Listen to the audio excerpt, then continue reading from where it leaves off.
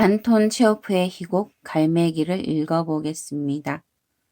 제1막 소린 영진의 정원의 일부 객석에서 정원 안쪽 호수 쪽을 향한 넓은 오솔길은 아마추어 연극을 위해 서둘러 만든 무대에 둘러싸여 있고 그래서 호수는 전혀 보이지 않는다.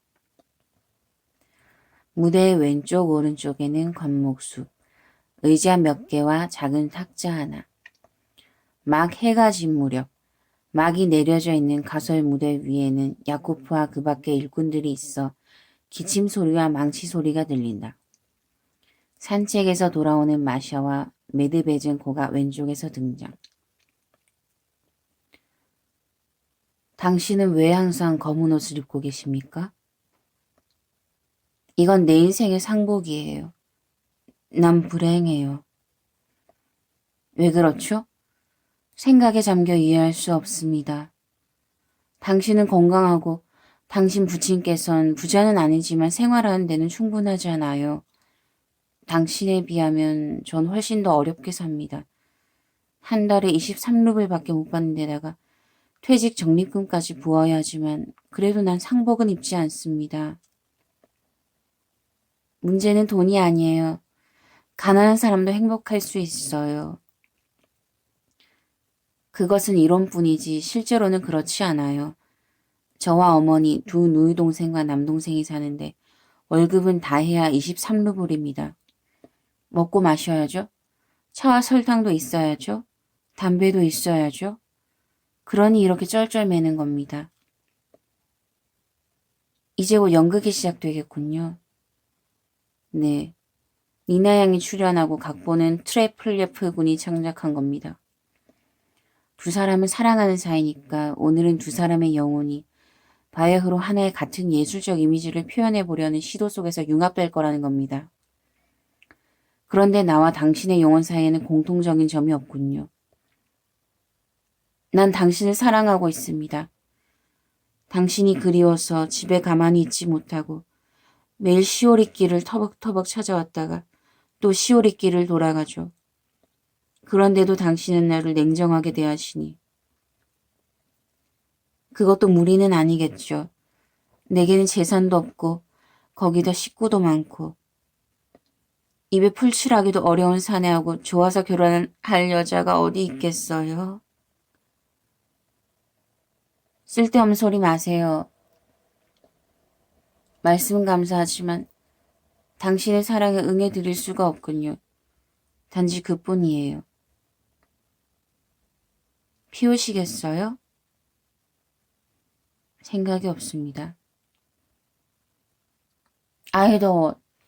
밤늦게 한 차례 소나기가 올 모양이야. 당신은 노상 철학 논쟁 아니면 돈 이야기밖에 하지 않는군요. 당신 말대로 하면 가난만큼 불행한 건 없는 것 같지만 난 누더기를 입고 거지 생활을 하는 편이 오히려 더 마음이 편할 것 같아요. 당신은 이해 못하시겠지만. 오른편에서 소린과 트레플레프 등장.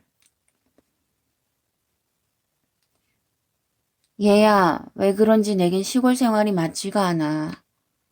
사실 평생 시골 생활에 익숙해질 것 같지가 않아. 어젯밤 10시에 잠자리에 들어서 오늘 아침 9시에 눈을 떴는데 너무 많이 자서 뇌가 두개골에 달라붙어버린 것 같았지.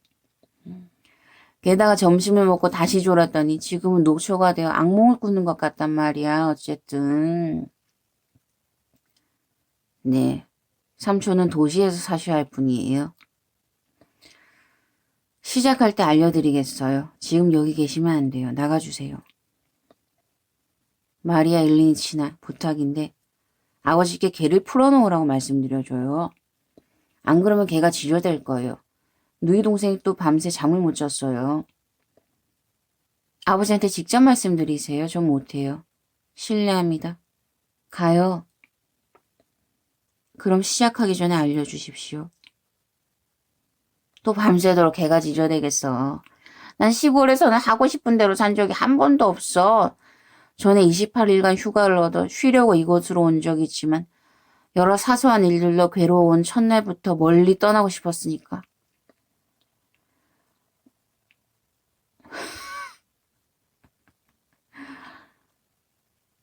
항상 기뻐서 떠났지. 하지만 지금은 퇴직해서 아무데도 갈 곳이 없지만 말이야.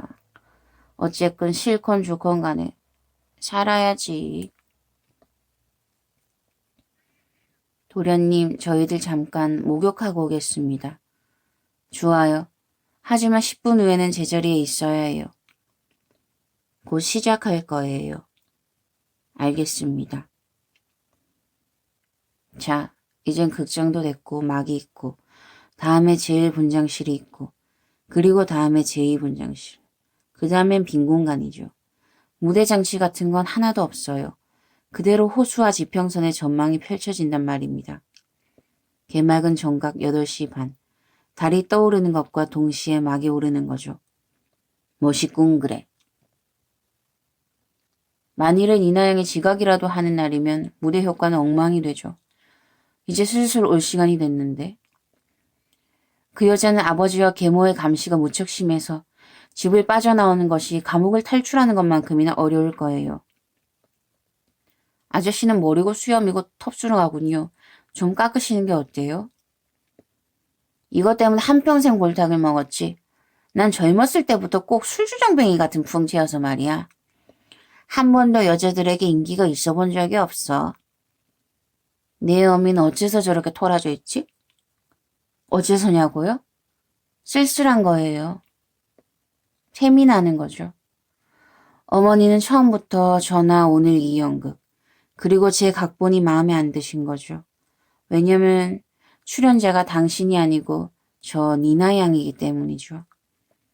제 각본을 읽어보지도 않으시고 무조건 원수같이 여기고 있어요. 설마 네 억측이겠지.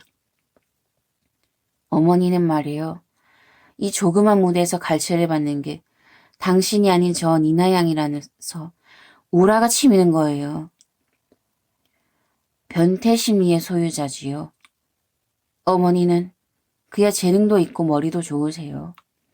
소설을 읽으면서 훌쩍훌쩍 울기도 잘하고 네크라소프의 시도 즉석에서 몽땅 웰 수 있고 병자의 간호를 시킬라 치면 천사도 못 당할 정도죠. 하지만 시험 삼아 어머니 앞에서 엘레오노라 두제로드 칭찬해보세요. 큰일 납니다. 그저 어머니 혼자만을 칭찬해야 돼요. 연극평도 어머니에 대해서만 써야 되죠. 춘이나 인생의 독소 같은 것을 할 때 어머니의 명령기를 왁자지껄 떠들어대거나 감탄하거나 해야 돼요. 그런데 이 시골 구석엔 그런 맞추제가 없거든요. 그래서 쓸쓸하며 짜증만 내시는 겁니다. 우리 모두가 나쁜 놈들이고 어머니의 적이라는 거예요. 더군다나 어머니는 미신을 믿으셔서 세자를 촛대를 무서워하고 13일의 날짜를 즐겁을 하죠. 게다가 노랑이란 말입니다. 오대사의 은행에다 7만 루블이나 예금해 둔 걸 전 훤히 잘 알고 있어요. 그런데도 조금만 돌려달라고 하면 찔끔찔끔 울기 시작한단 말이에요. 넌 내 희곡이 내 어머니 마음에 안 든다고 상상하고는 모든 걸 걱정하고 있는 거야. 진정해라. 내 어머니 널 사랑한다. 사랑한다. 사랑하지 않는다. 사랑한다. 사랑하지 않는다. 사랑한다. 사랑하지 않는다. 보세요. 어머닌 절 사랑하지 않아요. 당연합니다. 어머니 살고 사랑하고 화려한 옷을 입고 싶으시지만 25살이나 된 제가 항상 당신이 젊지 않다는 걸 상기시키는 거죠. 제가 없으면 어머닌 32살이지만 제가 앞에 있으면 43이 되시니 어머닌 저를 증오하는 거예요. 게다가 어머닌 제가 요즘 극장을 인정하지 않는 걸 아세요. 어머닌 극장을 사랑하고 당신이 인류애와 진정한 예술에 봉사하고 있다고 생각하시지만 제 생각에 요즘 극장은 진부하고 편협해요. 막이 오르면 저녁빛 아래 삼면벽의 방에서 위대한 예술가들, 신성한 예술의 봉사자들이 사람들이 어떻게 먹고 마시고 사랑하고 거닐고 옷을 입고 다니는지 묘사하고 저속한 장면과 말 속에서 일상적인 삶에서 유용하고 알기 쉬운 작은 도덕심을 낚아올리려고 노력하지만 그 종류가 수천 개 되더라도 나한테는 다 똑같이 여겨져서 자신의 머리를 누르는 에펠탑에 저속하면서 도망치던 모파상처럼 저도 도망치고 또 도망치게 돼요. 극장이 없으면 안 되지. 필요한 것은 새로운 형식입니다. 새로운 것이 필요하고 만일 그게 없다면 아무것도 없는 게 더 나아요.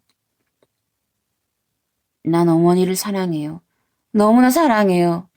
하지만 어머니는 무의미한 인생을 사시며 항상 그 소설가를 끌고 다니면서 당신의 이름을 신문에 오르내리게 하는데 이런 게 날 피곤하게 해요. 이따금 평범한 인간의 에고이즘이 내게 말하죠. 내 어머니가 유명한 배우인 게 안타깝고 그분이 평범한 사람이라면 내가 더 행복했을 거라고요. 삼촌, 이보다 더 슬프고 바보 같은 상황이 있을 수 있어요? 어머니의 거실은 항상 전부 유명 인사들, 배우, 작가들이 모이곤 했고 그중에 나 혼자만 아무것도 아니었지만 나한테 관용을 베푼 건 어머니의 아들이기 때문이었죠. 난 누구죠? 난 뭐죠? 3년 때 어쩔 수 없는 상황 때문에 대학을 그만두었고 재능도 돈도 전혀 없고 여권에는 키예프의 소시민이라고 적혀 있어요. 우리 아버지도 유명한 배우였지만 키예프의 소시민이었죠.